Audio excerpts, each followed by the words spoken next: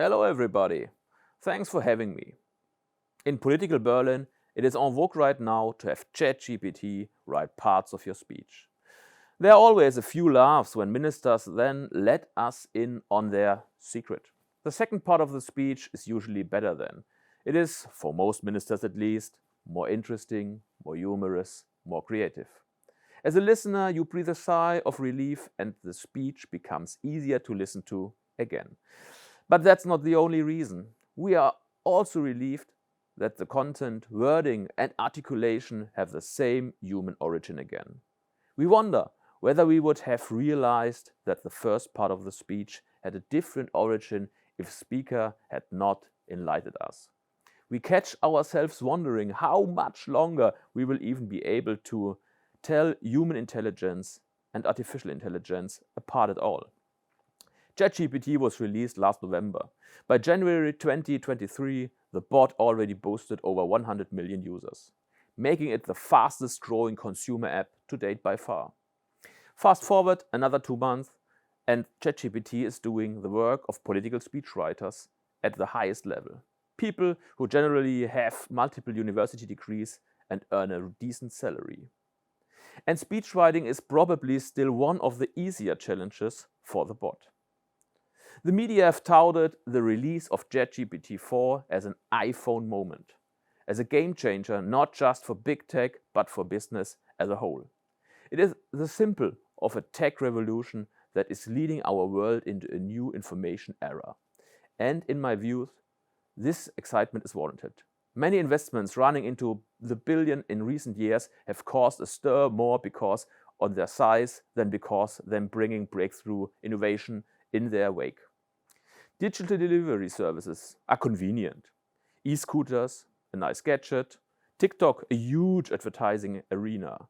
They have hardly brought us forward as a society. It is different with the new AI systems.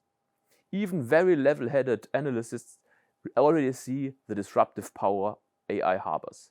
The systems have mastered human language in a way that would have been inconceivable just a short time ago. Virtually, they create new realities, dressing the Pope as a fashionable puffer jacket or creating pictures of Donald Trump's arrest. They compose music and create entire videos. They are the result of immense computing power. They work with the knowledge that we humans provide them. The big question is, do I already have to add still here? This is a concern that already exists. On April 12th, in an article in the Financial Times, Ian Hogarth cautioned against the development of artificial general intelligence.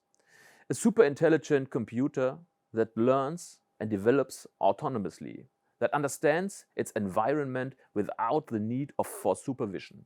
He warned of the danger of a computer that transforms the world around it.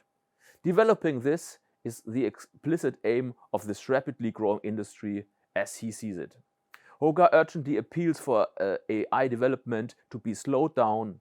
In his view, this kind of technology could usher in the destruction of the entire human race.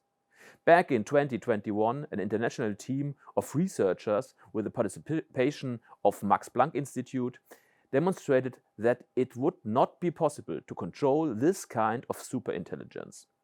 2 weeks before Hogarth's guest article in the Financial Times, renowned AI researchers and famous tech entrepreneurs such as Tesla CEO Elon Musk and Apple co-founder Steve Wozniak penned a dramatic open letter, calling for nothing less than an immediate pause to the development of giant AI systems. Immediately after the publication, it was pointed out the impossibility of a break and the fact that Elon Musk's AI company is behind the ChatGPT developers of OpenAI. For me, this is not the important point. What is interesting is the large number of signatories and the worldwide reactions to the letter.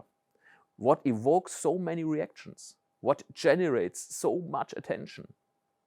AI systems with human competitive intelligence can pose profound risks to society and humanity, says the open letter published on the homepage of American think tank Future of Life Institute.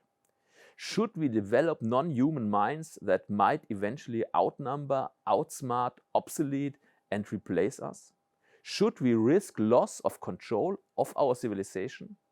How must policymakers respond to this development?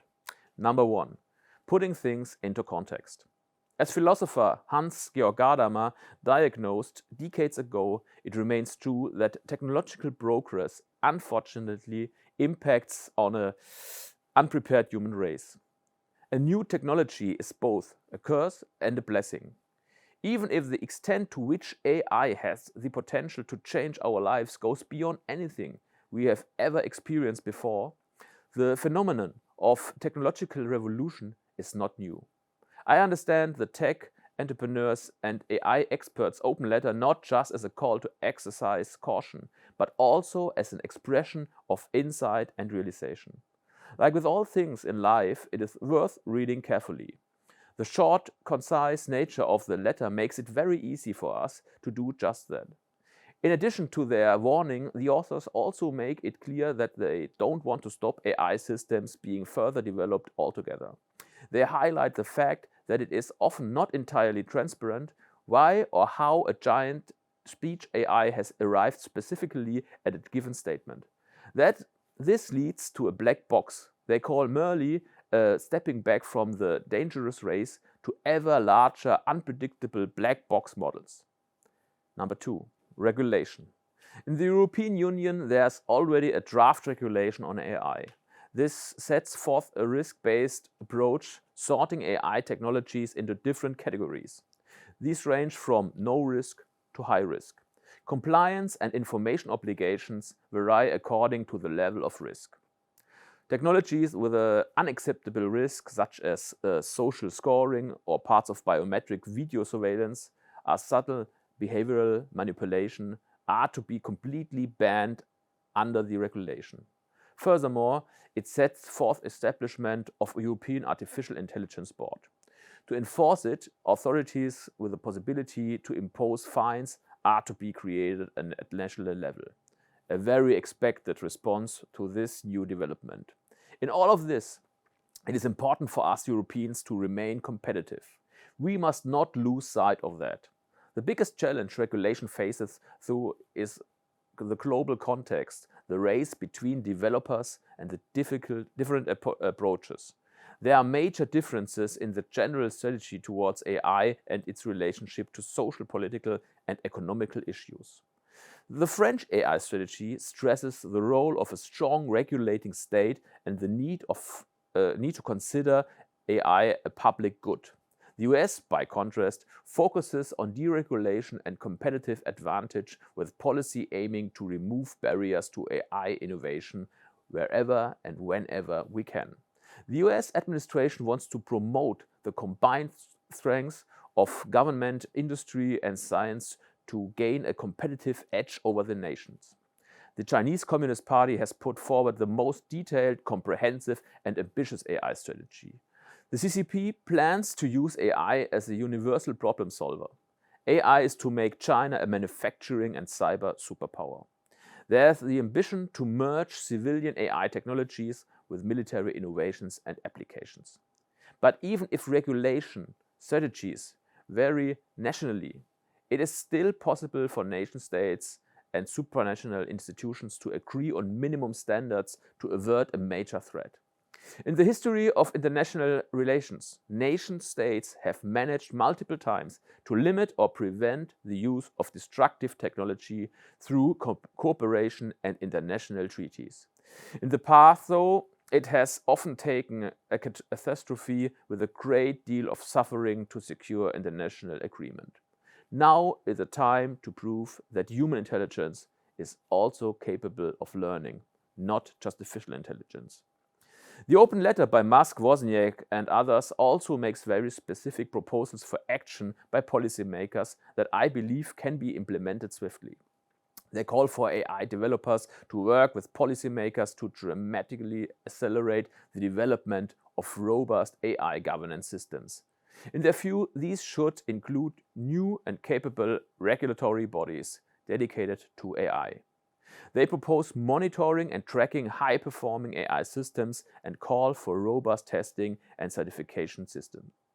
Policymakers cannot listen to science alone. They have to distribute scarce resources based on values.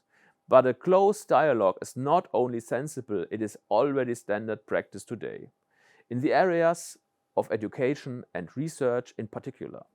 We also need a regulation to protect those who subject us to oversight through their work as journalists.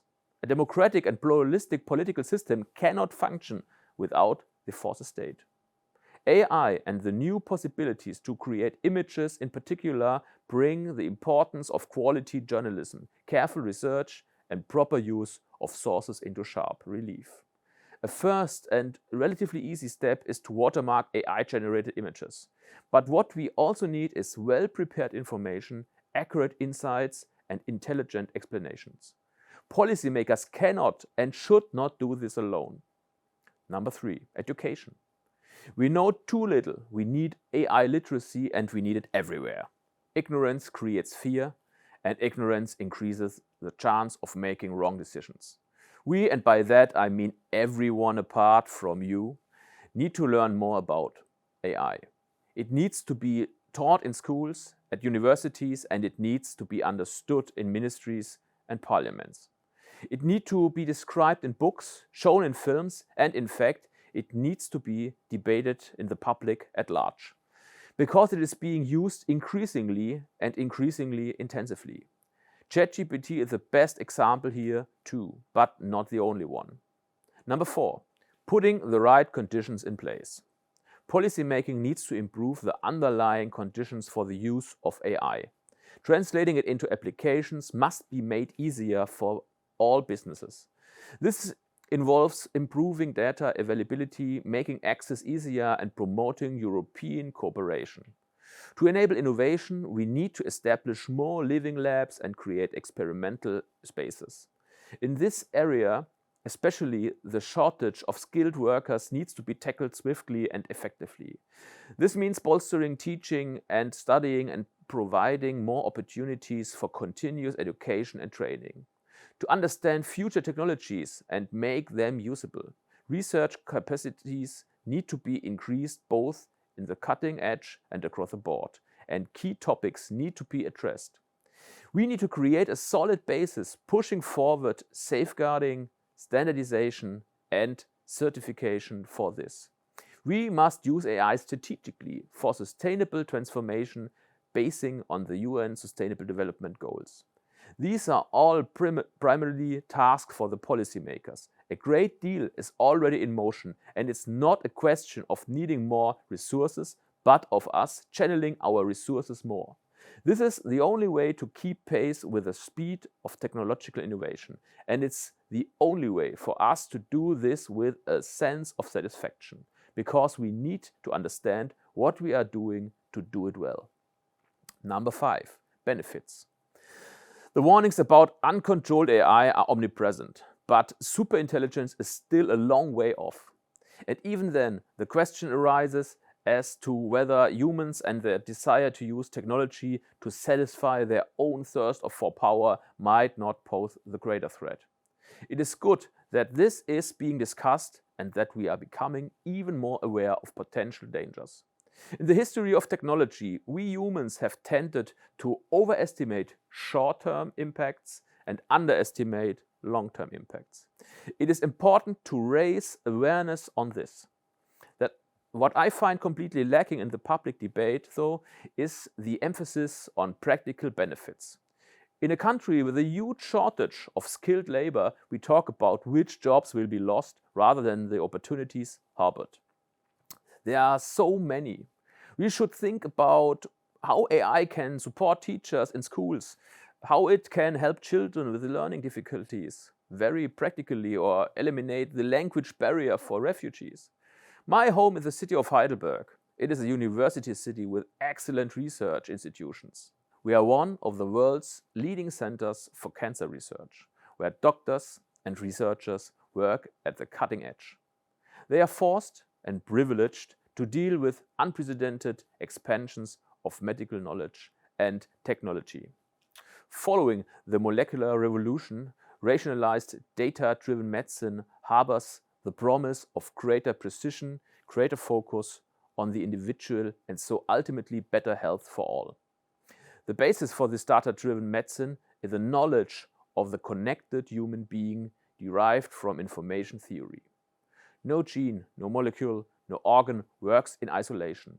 A holistic approach certainly involves evaluating series of numbers. Our lives consist of coded information that interacts closely with our environment and social circumstances. Our health is decoded with bits, bytes, and networks. This new and, let's say, expanded form of medicine requires data that save lives. In the political sphere, we need to emphasize that benefits of data. There's no point in getting angry about users sharing their most intimate details on social media networks, yet refusing point blank to share any data through the digital health card. We need to be vocal about the benefits of sharing data for the greater good, and we need to provide good examples. Anyone who has ever been impacted by serious illness, and by that I mean not just the person with the illness, but also their families and friends, will not hesitate to share their health data. Cancer patients' willingness to make their data available for research is around 97%, as a representative survey by the National Center for Tumor Disease in Heidelberg found. A figure that should give us all food for thought. For me, it is important for us to not only be guided by economic and technological arguments in the debate on AI. We are deciding where technology should be used. If we see AI and data as a public good, our attitude towards it changes and we can make progress where we truly need it. We are currently living in a pivotal and also critical time where we are rebuilding the infrastructures of our lives and our society. Global society needs to engage in the common discourse and talk about what we want collectively and how we can achieve it. Let us harness technology too, and this is where I go a bit Silicon Valley on you, make the world a better place. To offer sick people better treatment, to automate hard and dangerous jobs, to protect our environment, for sustainable prosperity. Please work on all these major challenges, just not on automated political speechwriting bots. I wish you every success and an exciting event.